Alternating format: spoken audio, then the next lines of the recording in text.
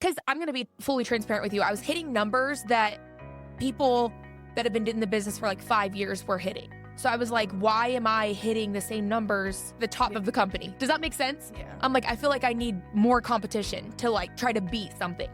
And I know that sounds like, it could sound conceited or cocky or whatever, but like that's how my mind processed it. And I was like, I need to, but then I started looking at other companies and I was like, wait, I still would be top 5 of that company, and not trying to sound like that, but truly I was like, okay. And Rhonda actually kind of pointed that out to me. She's like, Morgan, you're like just doing well. Like that's it. So just like leave it. This is The Agent Seat, a podcast by Irongate Inc. Realtors. Real stories behind real estate, one conversation at a time. To start at your journey and how you became a realtor, because I know you took your test a bunch of times, right? Yes, I did. Okay. About 6 times with real estate when I was fresh out of high school, actually. Okay. After I got out of high school, my dad was like, hey, you should try real estate. I think you'd be really good at it. And I was like, no, I'm not doing real estate. And then I was like, okay, I'll give it a shot. So I took my test twice, Hondros, when there was one in the area. I don't even think they have one for real estate here anymore.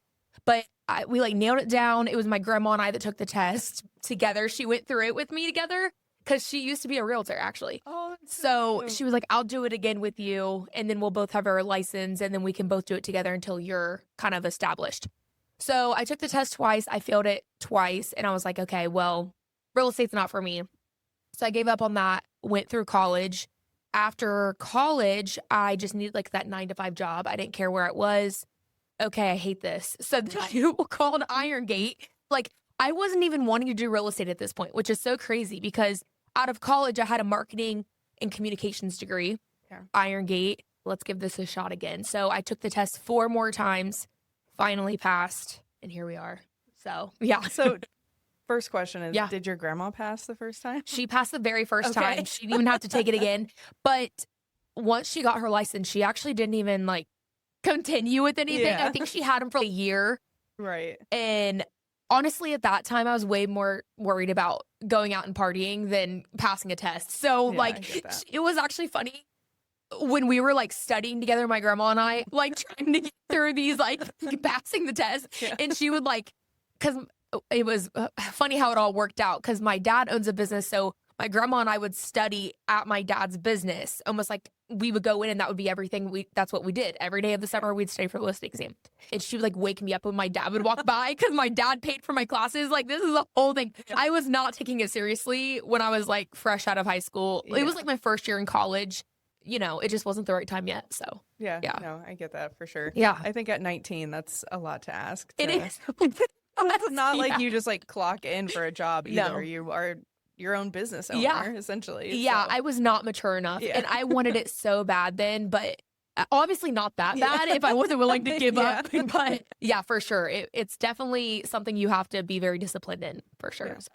And why do you think that it was difficult for you for the test, for other people that are watching? Yeah. Was there like, do you have any tips or? Yeah, I mean, I would say I just never, and I hate using this excuse, but like I just never grew up like the smart one in class, or I never had good grades. I like think I got only my name right on my ACT. So and that is all to prove to you that I'm still doing well in real estate. So it has nothing to do with the tests. But as far as passing the test, when I finally passed it at the end, first of all, I'm going to shout out Prep Agent. That's what got me to pass. And I literally reached out to them. I was like, hey, let's do a brand deal because I talk about them all the time. They're like, no. So I'm like, okay, that's fine. That's literally what got me to pass. And I was studying for my exam like it was like a job to me. I was like, I am passing this. I do not care how long this takes me. I am passing it. Another thing I did when I finally passed was the last month I was studying, I deleted all my social media and completely stopped going out with friends. Like I was like, we are passing this month. And so I think it just really, if you're like me and you don't test well or whatever that is, I think it's just really like buckling down and being like, okay, we got to get serious. So. And I think that really speaks to your growth over those couple of years of like getting rid of all social media for a Yeah. month and just buckling down. For sure. Yeah. For sure. And also it's kind of like, when I first took my test, I was like 19, 20. Mhm. And then when I finally took it and I passed it, I think I was like 22, 23, maybe. I don't know if that math's correctly, but I was, it was over a few years. And, you get to that point where you're like, we're out of college. I'm working a 9-to-5 job and I hate it. So what am I going to do about it? Like, I can either sit here and keep working a 9-to-5 job I hate, or we can buckle down and figure something out. So yeah. I agree. Yeah. And then how did you end up at Irongate if you weren't looking into being a realtor? Yeah. I'm just confused. How it all worked. Yeah, how did the story go? So when I got out of college and I was just looking for anywhere 9-to-5, I did have real estate kind of in mind, but like I didn't care if it was real estate. It was just like my dad told me I'd be good at this, so like let's try it. Mm-hmm. So I started cold calling, which is so funny that I was not a realtor, but I was cold calling all these businesses. And I was like, hey, I'm just looking for like an admin position, something low key. I'm fresh out of college. Home services title was hiring at the time. So that's where I started. But at the same time that I called them, I called Irongate. And Bill Rogers is a recruiter at Irongate, and he answered. He said, we do not have a position for you right now. Nothing was open.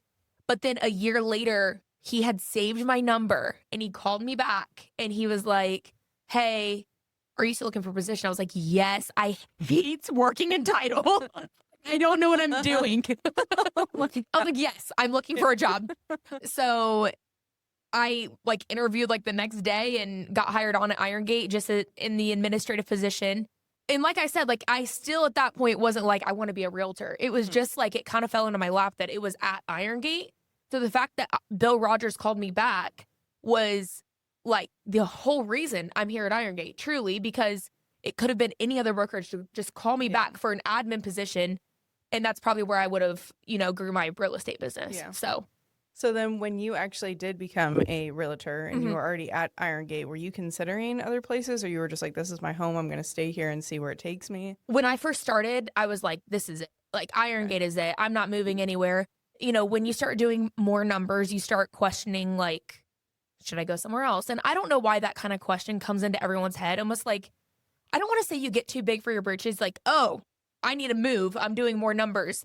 But that did come in my head. And I'm just kind of okay, should I go to another place where, because I'm going to be fully transparent with you. I was hitting numbers that people that have been in the business for 5 years were hitting. So I was like, why am I hitting the same numbers?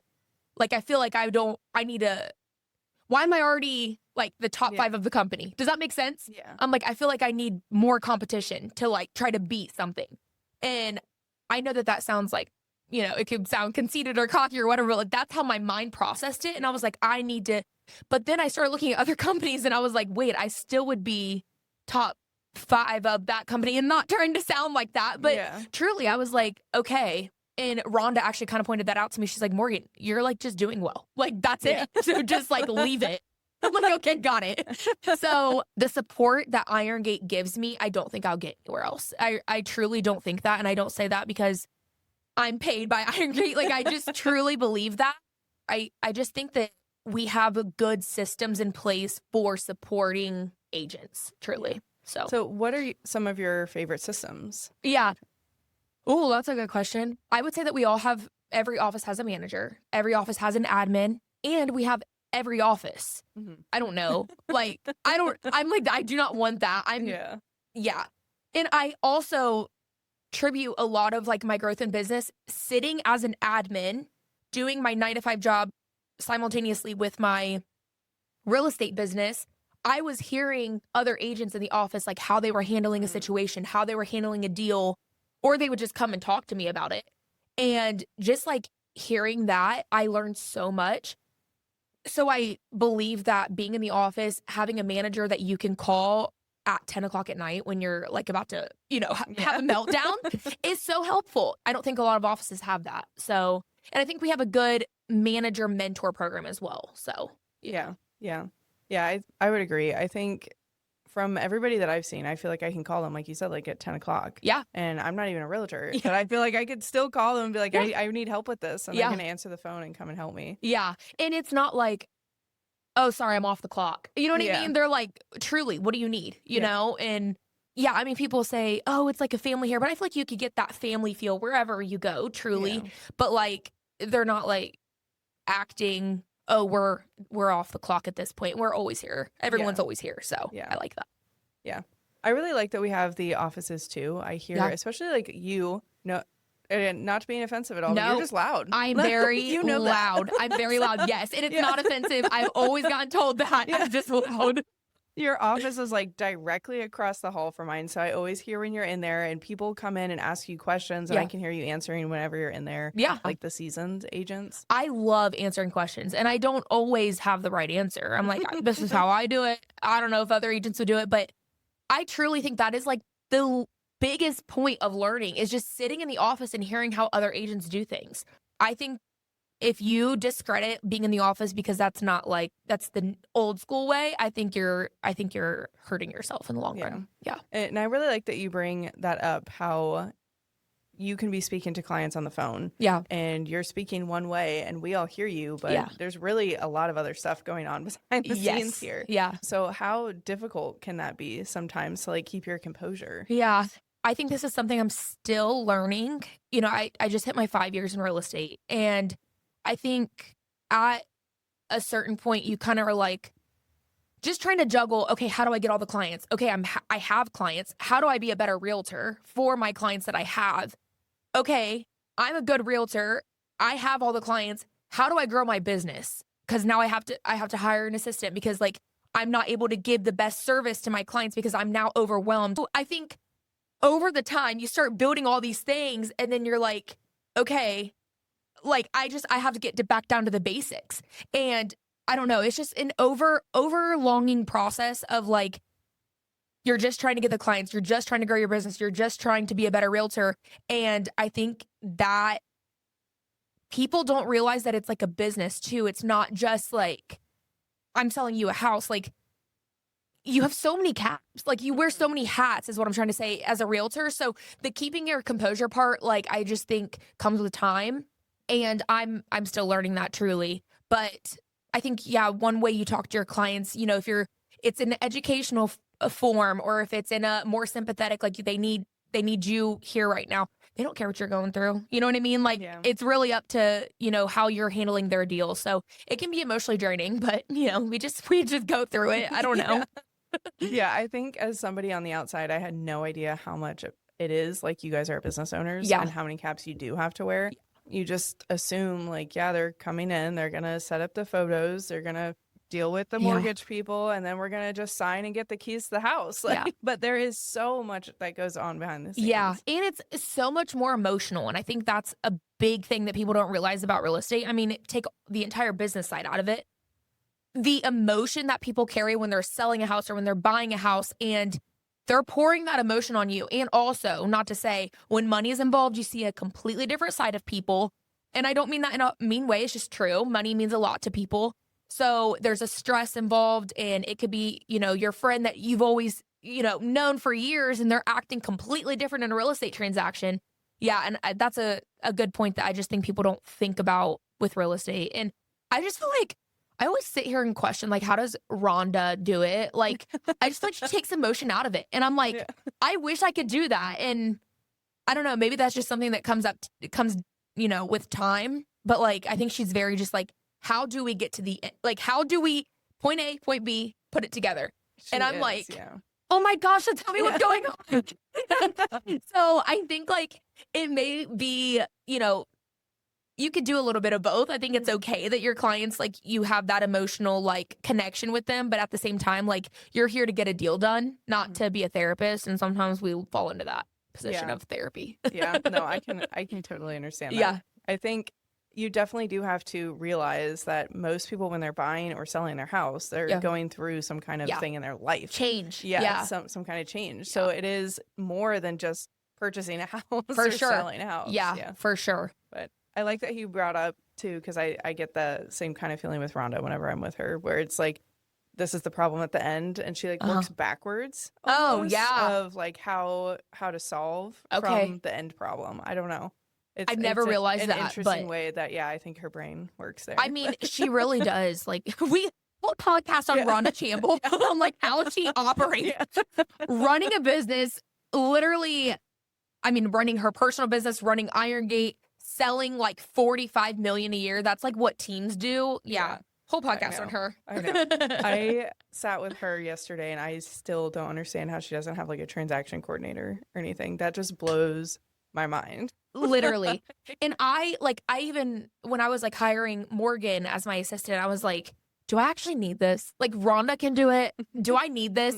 And I'm like, I actually want a life. Like, I have to have a life. And I'm sure Rhonda handles it well. Like, she has her life. She's just been doing this for so long. It's just like a cakewalk to her. I'm like, I'm literally going to have a mental breakdown. I was going to ask you how it's going. It seems to be going well Yes. on social media with Morgan. Yeah. So it's going well. I mean, really, really great. She's been with me for, I think, 3 months now. I needed just an extra set of hands for, I don't know, just like showings or, when I'm doing showings, someone to write an offer for me or just someone to help me like take a little bit off my plate. I think the breaking point for me that always like pops in my mind was I had a night, we had friends over. It was a Saturday night. They all came over at like 6:00. I just finished showing houses at like 5:30. My husband had to get everything together as far as like food and whatever we're doing at the house, clean the house up. And I came home. They all came in. I said hi for a quick couple minutes. And then I had to go upstairs and I had 4 offers to write. And I was bawling my eyes out, like just having a mental breakdown because it's not just like, oh, let me throw the software together really quick. It was like every person had like, it was a unique situation. Well, can we add this to the offer? And like, how do we, and everyone's situation is important. But to me at that time, I was like, I literally cannot handle this. And yeah, I had an actual mental breakdown. I was in our bedroom crying, sitting there and missed the entire night with friends. And at that moment, I was like, I have to have help. Like, I can't do. Also, my clients are not getting the service they need. You know what I mean? So that's kind of that point where I was like, yeah, let's hire an assistant. Let's try to find someone at this point. So how did you go through the process of finding Morgan? Did Oh you my just gosh. like pick her because her name or Bro, literally? That's been such a thing. Like, I'll text in a group message and I'm like, hey, Morgan's going to do this. I'm like, I'm not talking about myself in third person. My assistant's name is also Morgan. Like, I have to let people know that. Morgan, literally, I am being so serious. People know I'm strong in my faith. Prayer is literally how Morgan came to me. So I had hired 2 assistants before her and just like, it just wasn't working. It just was something with the personalities or something about like, I also know that like people are wanting to build their business too. And like, I would love to help you build your business, but like, I need help. So it's like, I can't pour into somebody for them to be like, okay, I got everything. Now I'm going to go and do my thing. It's like, no, I literally need help. I would love to help grow your business at the same time. But like, this is where we're at.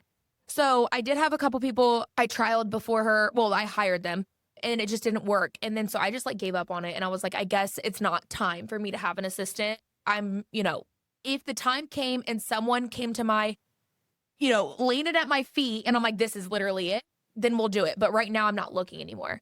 And then Morgan actually went to Beaver Creek. So that's where I went to high school. She graduated the same year as my sister-in-law. And Morgan was at Coffee Hub one day doing a video. And I was like, what's this girl doing? And she's like, she's also a realtor. I'm like, oh yeah. Is her name Morgan? I'm like, so I kind of knew of her. And she was like, you know what? I bet she'd be a good assistant. And I was like, well, and I saw that she was on a team at the time. I was like, she's got it all figured out. I'm like, she's on a team. That team does great. I'm like, she don't want to work for me. Yeah. And then she also went to my church. So I was like, I stopped her at church and I was like, hey, how do you like real estate? She's like, it's not for me. I was like, let's get coffee. So, and then after the first meeting, I was like, this is it. But after every other assistant that I hired before her, after the first meeting, I'm like, this is it. So I was like, I don't trust myself. But after just like, I don't know, a week or two, I was like, we're just trialing this. I'm only paying by, hourly, nothing serious. I don't even want you to quit your job. And then I was like, okay, quit your job. Like, okay, what do I need you to do to get into this position now? So, and then that's how that went, how that panned out. Yeah. So, oh, that's awesome. Yeah. So did she have a full-time job somewhere else or was she a full-time realtor somewhere She was a else? full-time realtor. Okay. And then she was doing marketing for another team. Okay. And well, not another team. I'm not a team, but she was doing marketing and was a full-time realtor for a team in the Dayton area. She just wasn't really selling much real estate on her own. So she also wanted to learn like more about just being a realtor in general because she was doing more social media posts and wasn't really leaning into that like realtor side of things. So she's a licensed agent then. Yes. So are you like mentoring her? Are you guys going to be a team eventually, or where do you think that's going to go? I don't know. I think it eventually have to be a team. I am mentoring her. I mean, truly. But right now we're just taking it one step at a time. I don't know where we're going from here. She just is so good. She truly is. Like, she knows how I would answer something. She knows how I would think about something. And she just picks up on that very well. She's kind of quiet. And I think that balances us out because I'm very much like, I'm in the room. And if I had someone else that was like, I'm also in the room, I'd be like, hey. Yeah. So, and she's like, she's more quiet. She likes to be with someone that has a big energy. And we balance each other really well. But truly right now, like, I kind of explained it that she helps everything before it gets under contract. And then she helps once things close. So while things are under contract, I do have a transaction coordinator. So I have like 2 girls that help me, but she helps me show houses. She helps me write the offers. She helps me with closing gifts. She helps me with some of my social media posts. The volume does come in, and at some point it's like, am I going to be able to handle this all by myself with just her assisting it? Or am I going to have to be like, this is now your client? Like, okay. You know what I mean? And I don't know when that comes or what that looks like in the future, but right now it's working really well and she's killing it. So, yeah. And she's still not allowed. She still can do her own real estate as well. So we're not a team. It's literally just like she assists me. That's all. Because I know a lot of people kind of get that confused. But if she ever gets a client, she's more than welcome to do her own thing as well. But yeah. So as far as teams go, because I don't really know the process of that. I don't know how much you do either not being on a team. Yeah. But when you're on a team, how does that work for like sales and stuff? Do you guys do you like take each other's clients more and help, or how does that work? I think everyone's structured differently. Okay. I truly don't know how it works exactly, but what I've heard is kind of like if I brought in a lead and say I give it to Morgan, I would get a certain percentage of that lead that I gave her. But then if she brought a lead and then it's like maybe I get less of a split because that's her lead or whatever that is. Okay. I think that's how some teams structure it, but I'm just going to go off of like vibes. Like, honestly, I think Morgan and I have such a good relationship, but everything's business. You know what I mean? We have to be smart about it. But like, I just want things to be fair. And I don't want ever like her to bring a client and me be like, okay, well, now that's mine. Like, that's your first client you got, dude. Like, dude, you know what I mean? Let me know if you need help. I don't know. So, but we'll see when the time comes. I'm excited to see in the future and see where that takes you. But I know. Yeah. Yeah. And I love how you brought up at the beginning about your dad and how he has a business, because I see him on your social media posts and stuff. Oh, he will love to hear this. He loves being on my social media. He eats it up. That's where I get it from. What business does he have? So he owns a construction company. He does residential renovations, and then he also does apartment renovations, but that's nationally. So he has crews that travel. But yeah, and then he used to be a builder and built homes, and he also had his real estate license. And then in 2008, when the market crashed, is when he stopped being a builder and then started getting into like apartment renovations, and he had to pivot at that point. So yeah. So does he come in at all for like maybe not inspections? Yeah. Or does he do? Okay. Yeah. So he's not an inspector, but he'll come in and try to he'll do some of like my quotes for me, or he'll do a repair. But I always like complain to him like, you're expensive. No one else is this expensive. But he's like, I'm also like, he does large scale renovations for when I'm like, hey, I need this exhaust fan. He's like $200, and I'm like, let's do it for 50. So I get why he's charging me that, but so I don't use him that often because I'm like, you're too expensive. Sorry. Does he work with other realtors, or is it really just because you're his daughter? Yeah. Okay. So he doesn't really do like the handyman jobs. Like, it's truly renovation. So like if you want your kitchen completely ripped out and put back completely different, that's what he does. Like crawl space repairs, or he would if I'm like, please give me a discount. Like, he knows how to do all of that, but that's not like his thing. And I don't think he wants to work with realtors in the sense of like, send me your inspection report. You know what I mean? He wants to do like new builds and renovations and stuff like that. So, yeah. Okay. And we kind of touched on this a little bit, but Yeah. how do you, when I've spoken with you before, you have, I think, some good guardrails around your personal time. Yeah. From what I've heard. So how do you kind of manage that, and how did it evolve over time? Because I'm sure at the beginning you're like, I have to answer every single phone call, and you might feel like that still now. Yeah. So I would say in the beginning, there were guardrails or what? I don't know. Guardrails were nothing. I answered every call. I would leave dinners to go show houses. I would leave birthday parties to go to a listing appointment. Like, it did not matter. And I think that's okay to an extent when you're new in your business. Like, that's what makes people like, oh, I got to work with her. Like, she's quick, she's on it, all of those things. So I think that that's okay in the beginning of your business. And you're also probably not doing, 20 deals in a month to where you're leaving every dinner. You know what I mean? It's probably once in a blue moon. So I think that's okay. But the more I evolved, I eventually had to put up guardrails. The turning point for me was I was at a family photos. We were all having dinner, and I got a call, deal was falling apart. My client was freaking out, called me. I want to speak with your manager. It was just this whole thing. And it wasn't anything that I did wrong. It was just like he was upset and wanted, another person to verify that this is what's actually happening right now. So I'm freaking, like, I'm a mess. And I think my emotional capacity has gotten a lot better over time as well. But at this time, I was not doing well when he was calling me. So I literally had a meltdown. Well, little did I know those family photos were my proposal for my wedding. Oh. So I was crying. I was like, let's just get these freaking photos done. I don't care. Well, then my husband walked out and to propose. And I'm like, and I was in such a mood. Everyone knew I was in a mood because the real estate deal. And I'm like, real estate just ruined my proposal, truly. And I don't like to say that because I'm like, did it ruin my no, it didn't. No, it actually did. Because after that, instead of me being excited that I just got proposed to, I'm calling my manager to make sure that the deal got taken care of and she was able to talk to my client. And this is not my client's fault at all. It really isn't. It was truly how it all lined up. If he would have called me any other night, I would have been able to handle it a lot better. But I told my manager, I never proposed to, and also my client needs to talk to you. And she's like, oh my gosh. So yeah, it ruined my proposal. So at that point, I was like, I have to put some type of guardrail. So when I'm at a dinner or something, I'll text my clients, be like, I'm heading into a dinner. I'll be able to talk in about an hour and a half, 2 hours, and I'll put my phone on do not disturb. If an agent texts me, call me immediately. What is that immediate? Seriously, what is that immediate? Unless someone's dying, nothing is that immediate to where I have to call you. If I'm heading into doing something, I do not want anything to take up my mental space that's going to put me in an upset mood. So I think those are kind of some of those guardrails I put up. And then now I tell all of my clients I work from 8 to 8, Monday through Saturday. Do I abide by those rules? No. I was working till 10:30 last night. But I just tell my clients, I'm not going to be talking about windows ages with you on a house that we're seeing tomorrow at 10 o'clock the night before.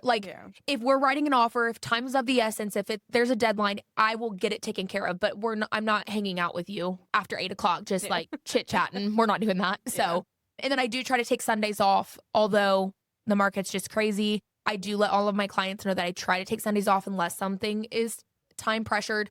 And they've respected that, honestly. I've had one client fire me over it. I feel like if you're really upfront with people and just let them know, like you said, it's different if you just are gone for 3 hours and they're like, what is going on? You know what? So that's a big thing that you say, because I used to think I don't want to let them know that I have boundaries. You know what I mean? Yeah. But I heard a girl say, when you don't set an expectation, you're being disrespectful to your client because they don't know what to expect. Mm-hmm. They're expecting more than. So once I've set those expectations, people are they truly, I really thought the after 8 o'clock or no Sundays on work, would just deter people. But people are like, hey, I know it's Sunday. Don't feel like you have to get back to me today. It's just on my mind. And I'm like, thank you so much for that. Yeah.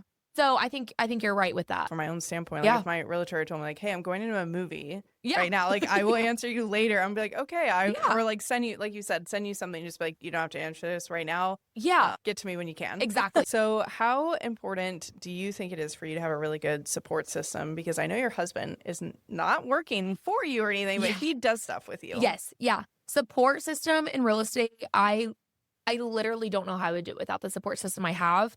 My dad being a business owner, my mom supporting my dad through owning a business my entire life. My brother's a business owner. I mean, I come from a big family of business owners. But then just also like, I think if it wasn't for me being able to run to my dad and be like, how do I handle this situation in my business? I mean, like, I don't know if I would have gotten this far. It's just like, you know, the perseverance, and it's just like, you're going to get past this, answer the call, rip the Band-Aid off, tell him what you have to tell him and get through it.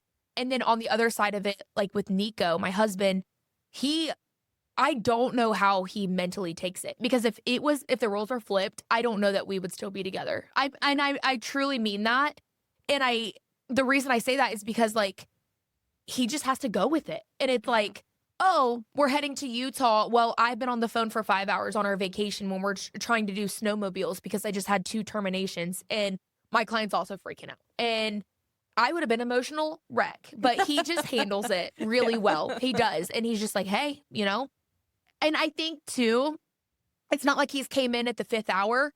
He watched me when I wasn't doing any real estate and like growing the business. And he's like, take that call, go do that video. We have to do this, or you have to talk to this client. So I think the growth with him too, like he's just watched it grow. So I think he's kind of gotten used to the late night calls and everything, but I don't know.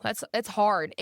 I think that's something that's not talked about enough is the spouses in real estate that have to deal with it, or the kids in real estate that have to deal with, if we're out at Kings Island and my mom's on her phone all the time, you know? I just think about things like that. And then I know, so your husband also does a lot of your like videos and stuff too. Yeah. So how does he help you with that in your business? Yeah. So he's not a videographer. He wasn't.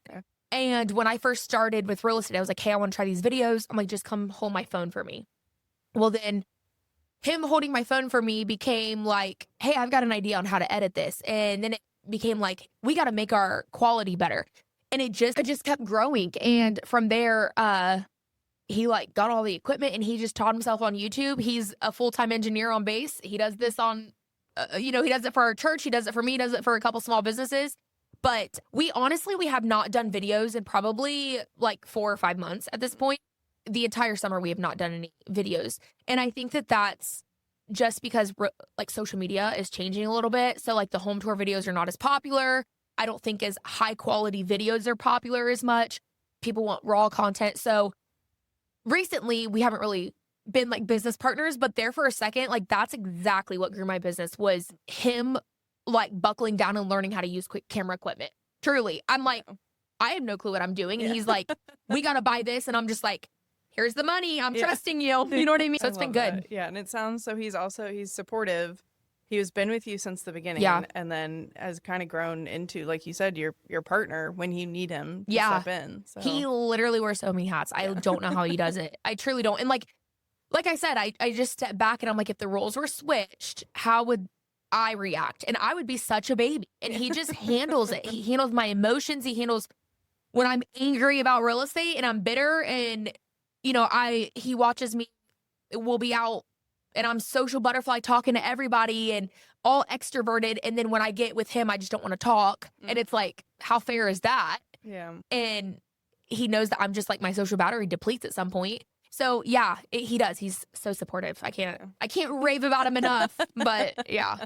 So I love that. Yeah. And I love how you also brought up about social media, because I'm seeing the same things on mine and on the business here as well. It is very much like raw footage kind of slapped together. Yeah. And that's what's performing the best now. People just want like that authentic you.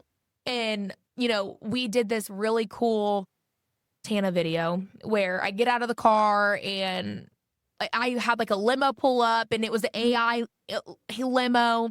We had like fake people in the basement. It was just this whole thing where AI was heavily included. Yeah. It was a really high quality video. In the performance on it, it was good. It wasn't bad. But then the performance on me just like yapping to my camera in my car skyrockets. And Nico's like, I am so angry. I'm like, I get it. So, because, he spent 10 hours on that video.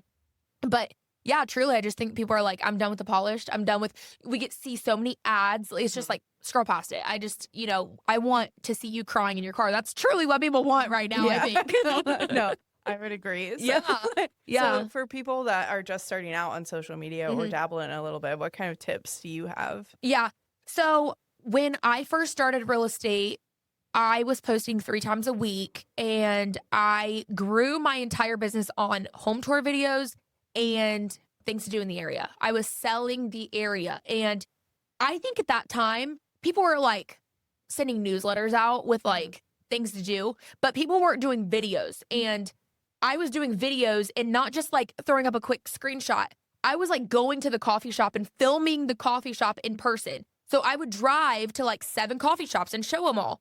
And I think like I was putting together a good video, and simultaneously with like, I had a little bit of clickbait too. Cause like it was my first video to really blow up. It was the top 5 coffee shops in the Dayton area. And I specifically left out one of the biggest coffee shops in like downtown Dayton on purpose. Yeah. And everyone's like, she doesn't know what she's talking about. Well, when you get comments like that, you're doing something right. they're enhancing your algorithm. Yep. But yeah, that was all planned. And that one, like, I think truly I gained like thousands of followers that day. But yeah, that's my tip for new agents, is just to really talk about like the things you know in the area. If you love Yellow Springs, show us everything about Yellow Springs. Show us the hidden gems. Show us the bars that you go to, the coffee shops you go to.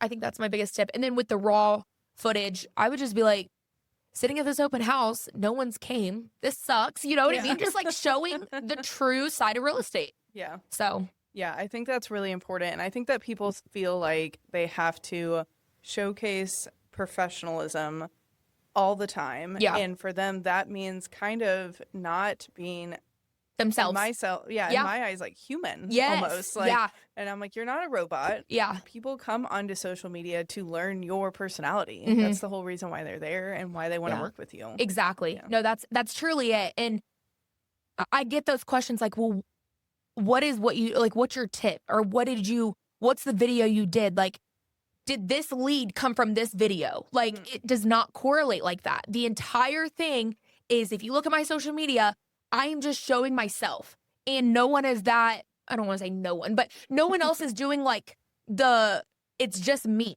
You know what I mean? I'm not selling you houses. I'm not selling you why you should work with me as a listing agent.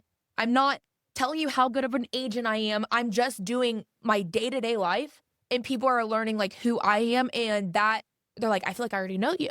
Yeah. And that's what my clients say to me when they meet me. They're like, I feel like I already know you. And we just met the first time because they've been into my life for as long as they've been following me. And that's the secret, that is the secret right there. That's the tip. I've never gotten a video lead. You know what I mean? Yeah. So. Yeah. No, I love that. And I bring that up on all the social media trainings that I do. I love to bring you up as an example of thank that. you. And I'm just like, Morgan is the same person on social media as when she walks through the door. I appreciate that. I really do. It is really true, though. Okay, good. And that's what I tell other people, because they get really, I think, intimidated thinking that they have to emulate the kind of content that you make. For example. And it doesn't. No, yeah, and I'm like, no, you don't have to be at that level. Okay. We are asking you to be yourself. Yeah. That's all Morgan's doing, is being herself. Yeah. Like, if you like to knit a lot, then go and show that you're knitting. Yeah. That's a really good point that you say that. Like, they probably, they get intimidated, and it's not even the level of video I do, but it's probably like my big personality or something. Exactly. You also don't need that. And that's a good point. I never thought of that. Like, you don't have to feel like you got to be this super extroverted, outspoken person. You could do your own thing and still just film it. That's a really good point. I never thought of that. Yeah, I feel like people see you on from here, not other people from here that are trying to emulate. Yeah. And they're like, she has this amazing, really outspoken personality online. And I'm like, no, that's just who she is as a person. You go down there and talk to her. She is, yeah. I'm like, she's not being like fake. It's not like the fake. Have you ever seen the fake YouTube voices? Yes. I'm like, it's not that. Yes. Like, where they like just switch it off and it's something else. Like, you know what's funny? I got a call the other day from an agent, and she was like, she messaged me, was like, hey, I have a lead for you. And she was out of a different state. And I just picked up the phone and called her. I was like, hey, this is Morgan Means with Irongate in the Dayton market. She's like, oh my gosh, you sound exactly like you do on the phone. I'm like, yeah. And then we're talking and I'm just like, we're just chatting it up. And she's like, I just have to say, thank you so much for being the same person online. She said, I send leads to other not influencers or real estate agents in different states all the time. And they'll get on the phone and be like, who is this? And they're just not the same person online. And I'm not trying to like, put a feather in my cap about that. But that's crazy to me. Like, what are you doing it for? Yeah. Like, if you're not the same person, I don't understand. Yeah. But yeah. It's the same thing where I tell people you need to always update like your profile pictures and stuff. Like you're going to meet these people in real life. Like they need to know who you are. Yeah, they're not going to recognize you. They're going to be like 20 years ago.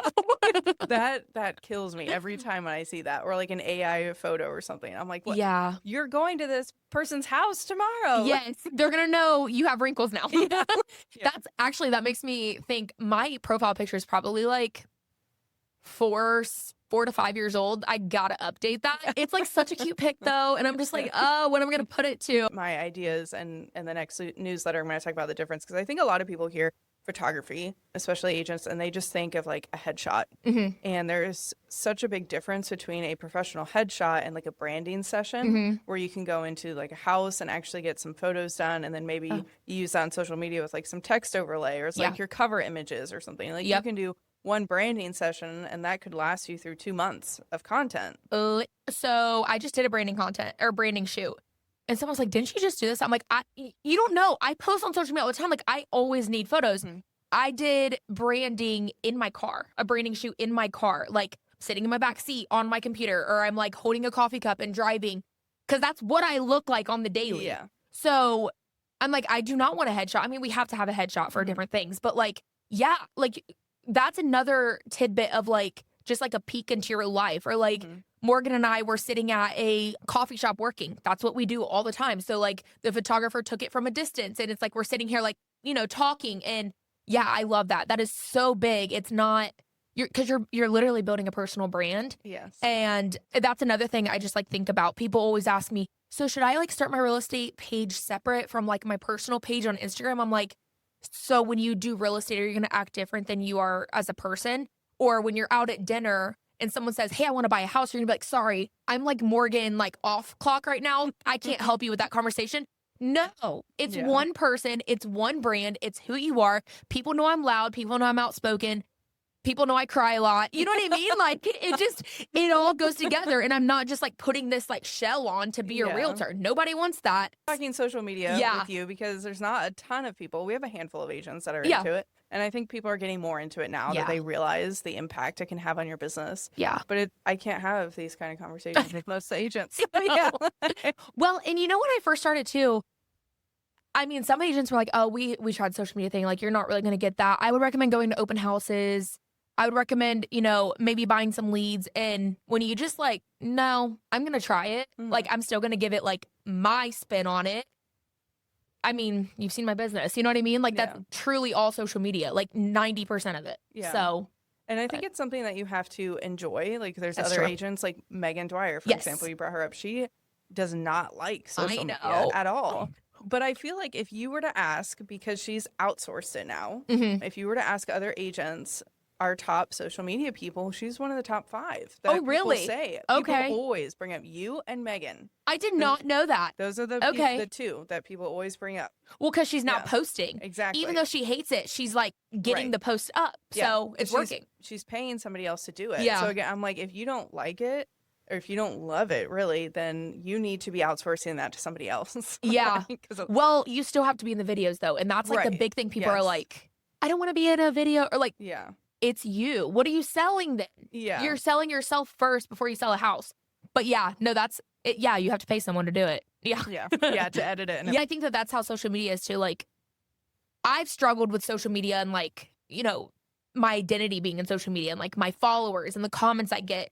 So I think there's always a good and a bad side to everything. You use AI for a lot. I do. Don't you? I do. I know we're going to be talking about something after this about AI, but I know you use it a lot, and I use it for like a couple things, but I don't really implement it in my everyday life like people do. So I don't know.